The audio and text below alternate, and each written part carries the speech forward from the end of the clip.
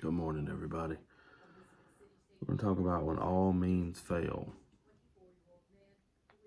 To believe when all means fail is exceedingly pleasing to God and is most acceptable.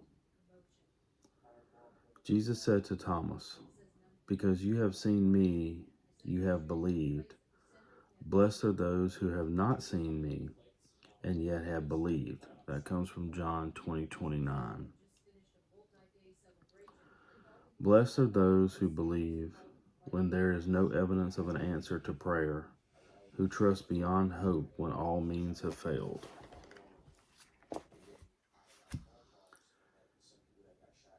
You may have come to the place of hopelessness, to the end of hope, to the end of all means. A loved one is facing death. Doctors give no hope.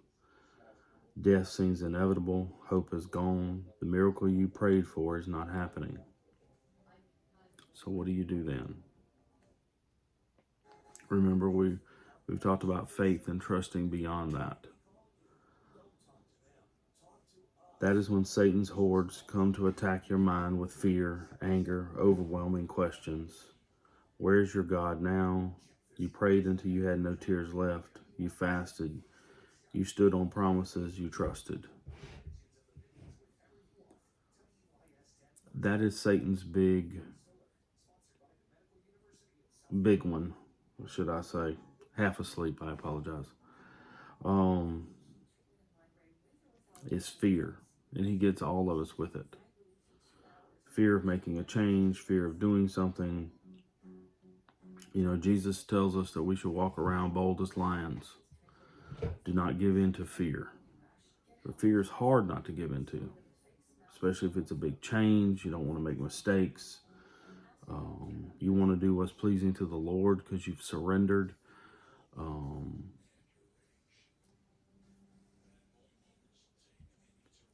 And we are going to make mistakes.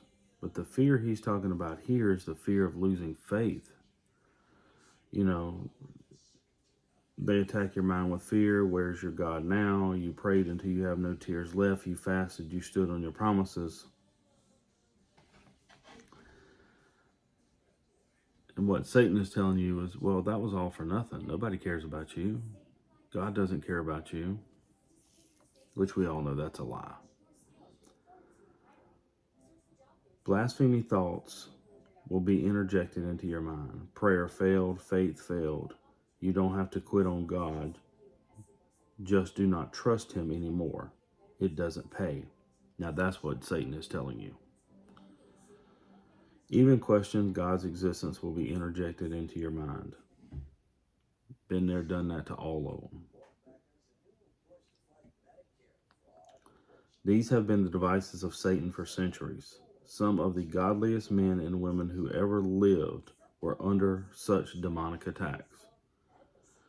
Those who go through the valley of the shadow of death hear this word. Weeping with all lasts through some dark, awful nights. Yet, in that darkness you will soon hear the Father's whisper, I am with you. I cannot tell you right now why this is happening, but one day it will all make sense. You will see it as all part of my plan. It was no accident. It was no failure on your part. Hold fast. Let me embrace you in your hour of pain. We've talked before about things happening. We don't understand why they happened when they did, but years down the road, a week, a month, a day, whatever it is, you're like, okay, now I understand. Part of that too is the submission you give and you surrender your life to him to let him guide you where you need to go for what he needs you to do. Remember, all this is about the glorification of him, about the glorification of God through his son Jesus. Beloved, God has never failed to act, but in godliness and love. When all means fail, his love prevails. Hold fast to your faith. Stand fast in his word. There is no other hope in this world. And that is a very, very true statement. There is no other hope in this world. We don't have anything else. You think you can do it on your own, you can't. We try. I tried for years and it just doesn't work. You have to